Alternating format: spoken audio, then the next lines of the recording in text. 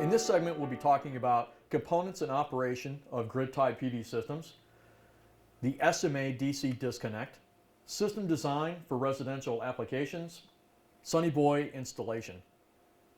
There are 6 main elements of a grid-tied PD system: the PV array, the DC disconnect switch, the inverter, the AC distribution panel, and the utility meter. In a normal operating system, the DC voltage from the array is converted into AC or alternating current by the inverter. The Sunny Boy produces alternating current and sends that current into the AC distribution panel of the installation. As soon as anything is left over, that current is then sent into the grid through the utility meter. The trick is to have more power produced by the inverter than the demand of the installation. As it goes through the meter, the current is then calculated by the meter, and then depending on the area that you're in, you'll get a rebate or some kind of incentive to send that power to the grid. Now, Ohm's law is the key element behind this whole process. As the AC distribution panel with all the loads connected to it are then fulfilled, the rest of that power is then sent into the grid, and that's the whole point of having a grid-tied interactive inverter. The SMA disconnect is a vital element in a grid-tied system. It is required by the National Electric Code. Now, there are certain elements of the SMA disconnect that we wanted to point out so that the installation and the inspectors will feel more comfortable with it. NEC 690 13 through 17 are the articles that give the specific criteria for the DC disconnect, and the SMA DC only disconnect complies with all of those NEC rules. The handle of the SMA disconnect can only be removed in the off position. This ensures a safety feature that will prevent people from accidentally opening the cover of the disconnect. The screw can only be removed in the off position and with a Phillips head screwdriver. The handle also complies with the NEC articles in that you can only lock the position of the handle in the off position. So you can never lock the handle in the on position, which would be very dangerous if there was a problem on the array and firefighters had to get to the disconnect. A standard number 2 Phillips head screwdriver is all you need to take the handle off. And the handle retains the screw, so you don't have to worry about the screw falling out, falling on the ground, and delaying the installation. There are knockouts on both sides of the disconnect, on the back and on the bottom. The disconnect holes on the back allow for a nice clean installation if you want to run the gutter behind a wall and then bring the wires through the back of the disconnect into the inverter. There is a large field wiring area for both the DC and the AC side of the disconnect. The terminals are labeled grounded and ungrounded conductors. Here is an SMA disconnect with the knockouts already removed. It has knockouts on both sides, right and left, on the bottom, and in the back. So the back knockouts provide a nice clean way to hide the rest of the wires, the gutter, all the cables from the DC and the AC side, and we can have the disconnect on the wall with no wires whatsoever showing. When you remove a fuse, there's a number underneath the fuse holder that correlates to the terminal that it protects. A common question that we get at our training is, what do I do if I have more strings coming from the array than I have terminals on the SMA DC disconnect? The SMA Combiner Boxes are used if you have more than 4 strings going into the DC disconnect. The NEC is very specific and says you cannot double lug conductors into a terminal. So you cannot put 5 conductors and jam them into the 4 terminals of the ungrounded terminal. So what do? If we are coming from a combiner box, the ungrounded conductor from the combiner box will go into this 36 amp combined input terminal. It's located in between the 4 fuses and has a maximum rating of 36 amps. Here is an example of an SMA 6-string combiner box. The positive conductors, or the grounded conductors, will go into the touch-safe fuses on the ungrounded terminal block. The grounded conductors will be connected to the terminals on the grounded conductor terminal block. From the combiner box, we have one ungrounded conductor that goes to the 36 amp combined input terminal. The grounded conductor will go into the same terminal that we used when we only had 4 or less strings. There are 3 ground wires in any PV installation: the equipment ground from the PV frame, the AC distribution ground, and the grounding electrode conductor, or the ground rod. In the SMA disconnect, there are 3 grounding terminals for each conductor on the ground system. The equipment ground from the PV array frame will be landed in this terminal inside the DC disconnect. The grounding electrode conductor will be terminated in this terminal. And finally, the equipment ground from the AC distribution panel will be connected to this terminal on the AC terminal block. One of the most important elements of any grid-tied system isn't the inverter or the mounting or the grounding. It happens long before the inverters are even mounted on the wall. Proper design of a PV system is crucial to the long-term success of the operation of the inverter. So what I'm going to do now is demonstrate the wake up of a Sunny Boy 7000 inverter. We have a lab here with a Sunny Boy 7000. We have a DC power supply connected to simulate a PV array so that we can control the DC voltages. I also have a variac here which I can use to control the AC voltages. I have a fluke with the positive and negative lead on the DC terminal block of the inverter. And right now I'm showing 31 volts. I'm going to put this up here, and what we're going to do is watch the LCD and the LEDs as the voltage increases. So what we're going to simulate is an actual event during the day. The sun coming up, the irradiance striking the modules and increasing to the point where the inverter turns on, and we're going to see what happens to the inverter as the DC voltage increases. So we're at 30 volts right now. In Northern California, about springtime, this would simulate between 5:30 and 5:45 in the morning. Not a lot of voltage. The inverter, by looking at the LCD and the LEDs, is not even awake yet. As the voltage increases, the LEDs start to illuminate. We see that they get brighter and brighter until we get to about 100 volts DC. At this voltage, the LCD will turn on and the lights will continue to stay on. Now, the inverter is still asleep at this point. The 100 volts is just to get the LCD working.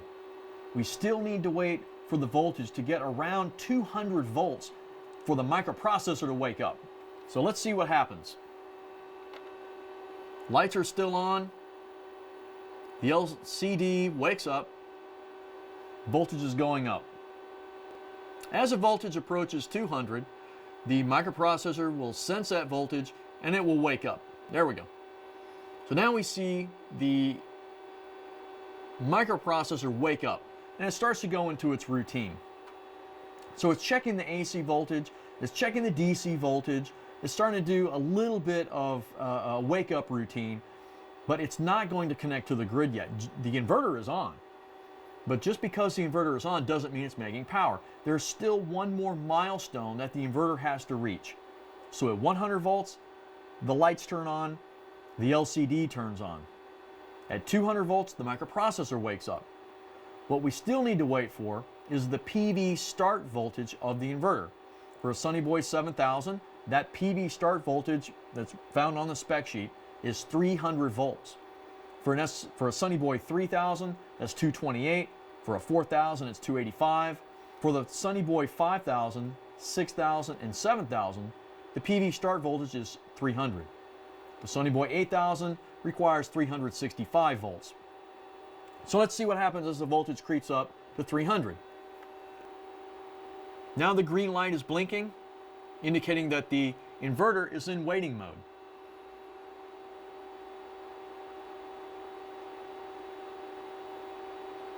And what's the inverter waiting for? Well, in this example, it's waiting for that 300 volts. And you see that we just hit 300 volts. So at 100 volts, the lights turn on, the LCD turns on, but the inverter is not making power. It's still not awake yet. At 200 volts, the microprocessor turns on, and then it starts to look around for the AC voltage, and it's checking the DC voltage. Now at 200 volts, it starts to check for the next milestone on the DC side, which is the PV start voltage. The PV start voltage varies between the inverters. For a 3000 Sunny Boy, it is 228. For a Sunny Boy 4000, it's 285. For the Sunny Boy 5, 6, and 7, it's 300 volts, which is what the inverter is waiting on right now. And we should hear the telltale click of the relays.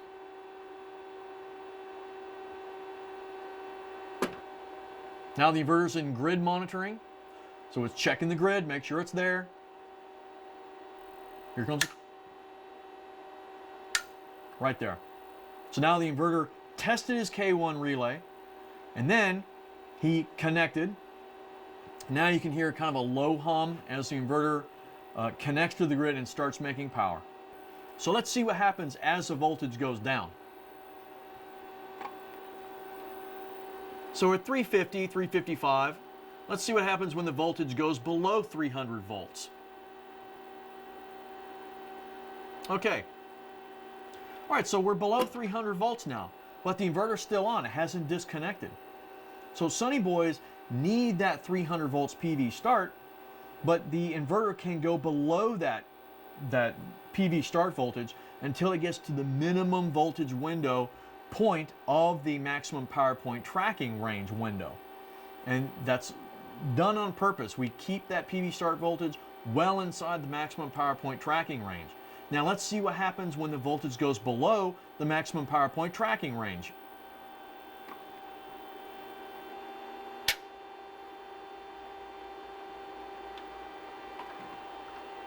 So about 230 volts, there isn't enough voltage to keep the inverter connected to the grid because it's fallen well below the maximum power point tracking window.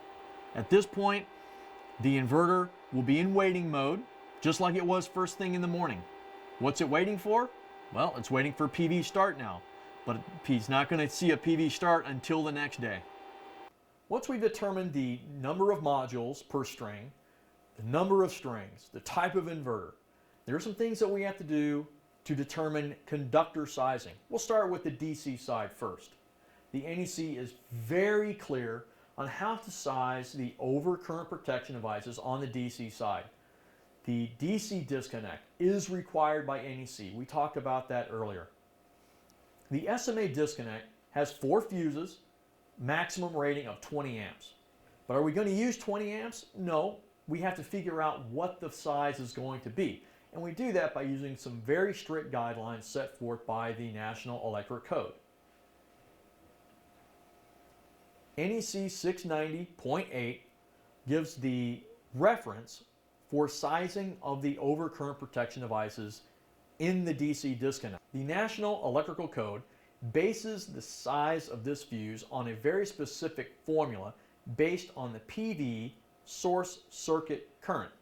The very first paragraph of 690.8 says, look, just take the short circuit current and multiply that by 156%, round up, and that's the fuse size you're going to use. What we've shown is how they got to that value. The PV source circuit current is based on the ISC, or short circuit current, of the module.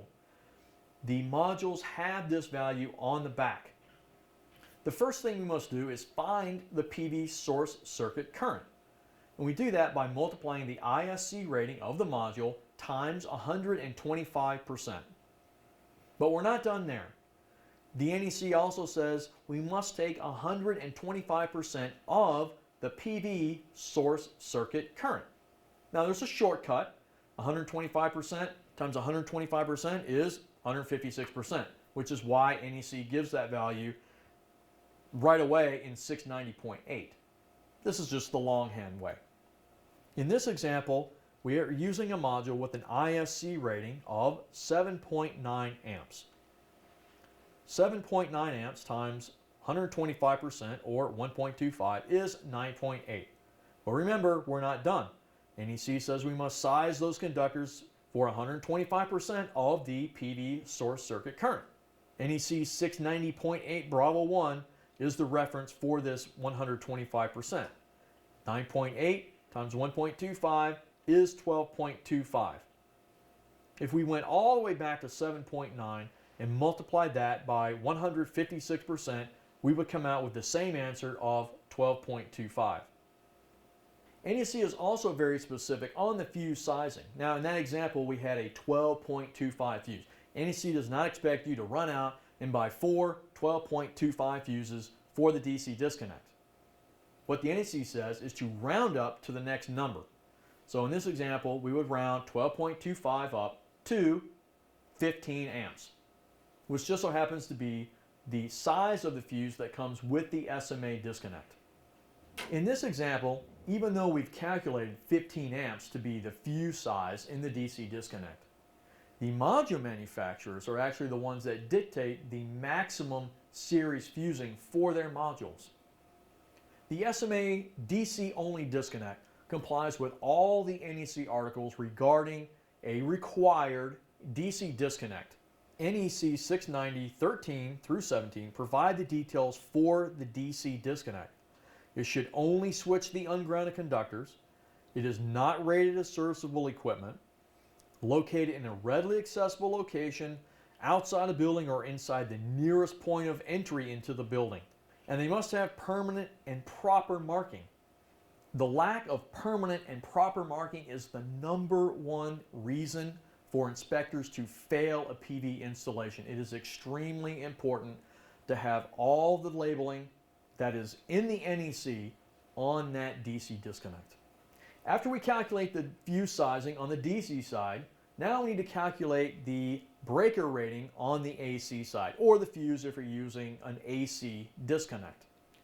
NEC 690 64 Bravo 1 says each inverter must have a separate dedicated circuit with the means of overcurrent protection and disconnect. Now this can be either a breaker or a fused AC disconnect, either one.